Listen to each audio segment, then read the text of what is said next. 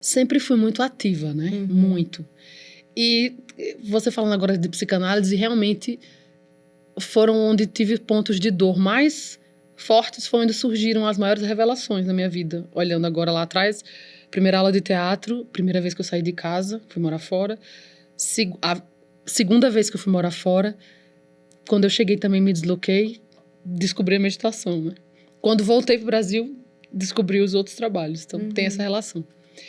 Eu tava no set desse filme, Para Minha Amada Morta, que eu já falei do começo da nossa entrevista.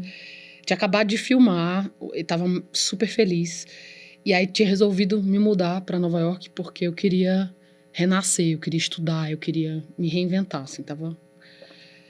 Mas saí de um set super legal para cair no meio dos piores invernos de Nova York, 2012.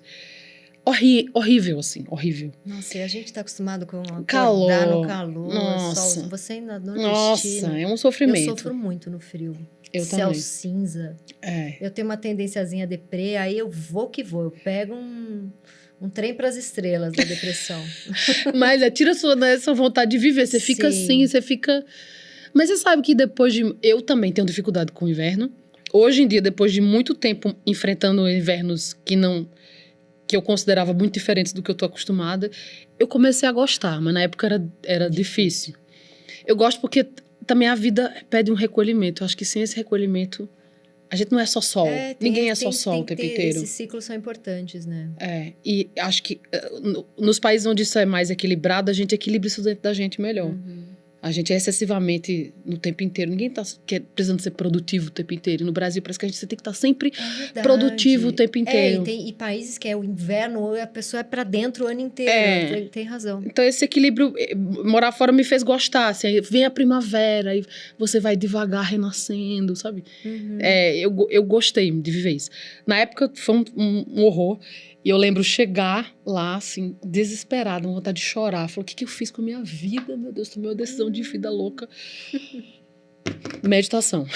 Botei no Google. Nunca tinha feito? Não, Então, eu fiquei muito triste quando eu cheguei lá. E eu me lembro, assim, de eu me perguntar a minha criança, assim, né? O que é que eu preciso? A minha pessoa, assim, E aí só me vinha esse flow, meditação. Eu medito desde os 10, 11 anos, em casa, quando eu era criança. Sem nem saber o que estava fazendo. Sem nem saber o que estava fazendo. Eu tinha uns budinhas e uns cristais, algumas coisas na minha mesa, no meu quartinho. E eu comprava, e João Pessoa naquela época não sabia, nem sabia o que era meditação, mas eu comprava uns livros que vinha com CD. Eu lembro de um que chamava Muitas Vidas, Muitos Mestres, do Brian Weiss, que eu ouvia quando tinha 10 anos. E não tinha ninguém na sua família que gostava? Ninguém. Era louca. Você foi levada por sabe Deus o quê. Sabe Deus o quê. Não, eu gostava de Beatles com 10 anos. Eu era Beatlemaníaca doente. Entendi. Era uma criança louca já. Aí eu lembro que eu sempre tentei meditar, eu sempre tentei ler sobre meditação. Meditava em casa, botava as músicas New Age, Lorena McKenna, ficava brisando Enya, sei que lá. Aí, mas eram estágios legais, assim, né? Mas não foi até esse momento, em 2013, em que realmente eu eu vou estudar meditação. Na verdade, fui para uma aula, né? E eu lembro quando eu cheguei nessa aula, assim... Aliás, eu não sabia que quando eu entrasse naquela aula, a minha vida inteira ia mudar. Ia ser uma das maiores revoluções da minha vida. E foi. Você sentiu... E foi. Nessa primeira aula, você já sentiu uma coisa... Não, eu lembro... Eu entrei na aula e o Cada Mortem, o professor tava falando, e aí... Como era o nome dele? O nome dele é Morten Clausen. Ele era dinamarquês. Morten Clausen. Mas ele é incrível. Incrível. E aí eu lembro assim, ele tá dando aula e você fala assim... Esse cara sabe o que ele tá falando. Aí na segunda aula você faz... Nossa, mas que legal. Na terceira aula você faz... Você vai... Aquilo entrou, assim... A minha alma precisava daquilo, sabe? Entendi, deu colou ali. Encaixou. E aí eu fui me aprofundando, assim, nos estudos. Comecei a fazer aula uma vez por semana, depois 2 vezes. Depois entrei num curso de formação de professores com ele lá, à época. E comecei a fazer retiros e foi... Nossa, foi uma das coisas... Acho que foi, talvez, junto com a arte, a coisa mais importante que me aconteceu na vida. Porque eu já tentei 800 vezes meditar e minha cabeça não para, e dói meu corpo, e eu já tive 5 professores diferentes. ela não é dada a todos? Ou todo mundo pode conseguir? Basta querer. Talvez eu não tenha me entregado. O cinismo atrapalha.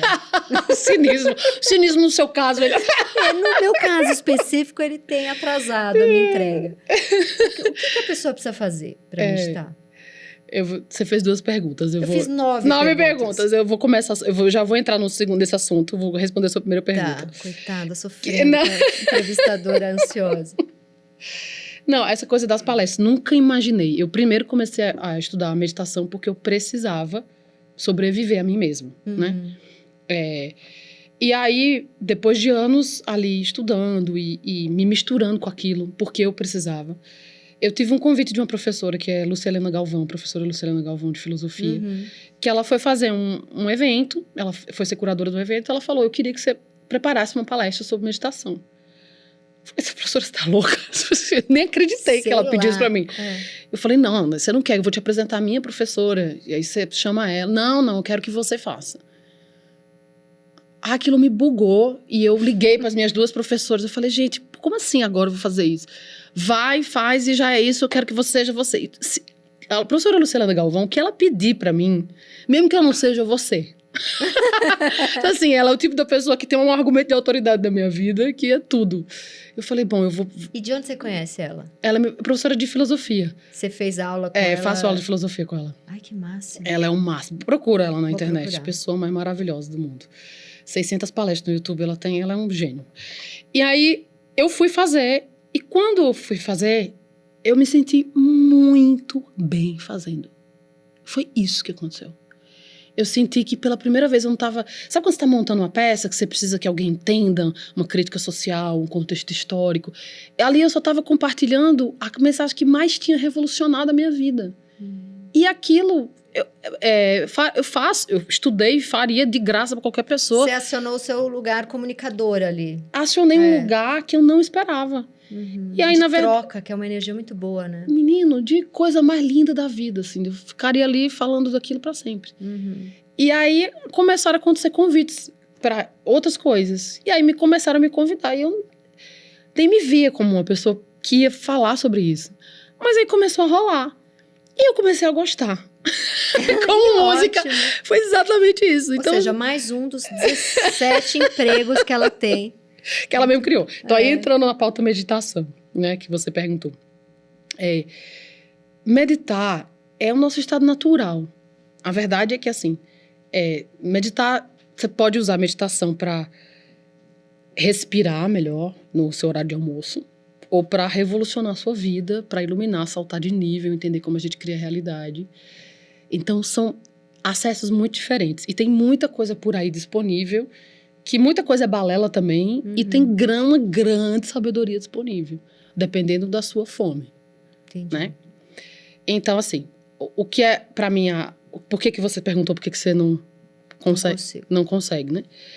Eu acho que a nossa natureza, ela é clareza, né? A meditação é como se, imagina assim, meditação é como se você tivesse, a vida inteira você tá olhando pro filme, né, da sua vida. E na meditação você começa a olhar pro projetor.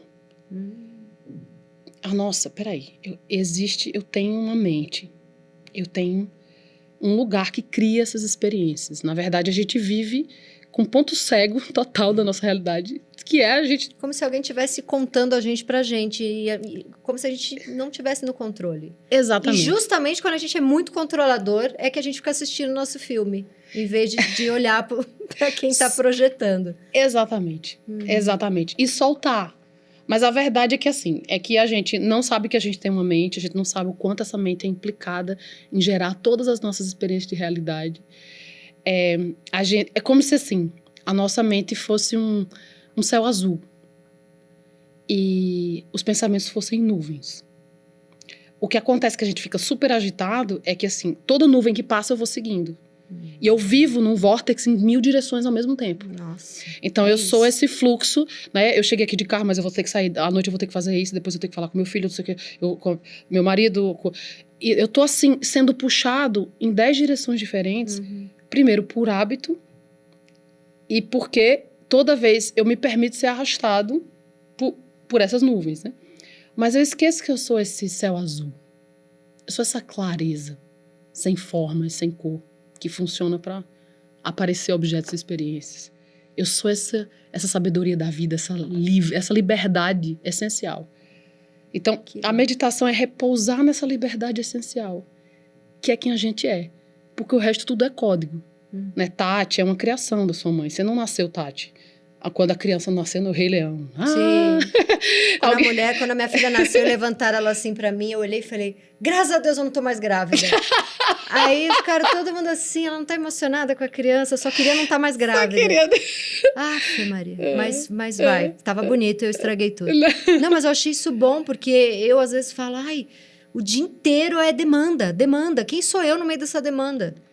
É isso, a gente não tira um tempo para respirar livre dessa demanda e entender que a gente não é essas fixações que a gente admite como que a gente é.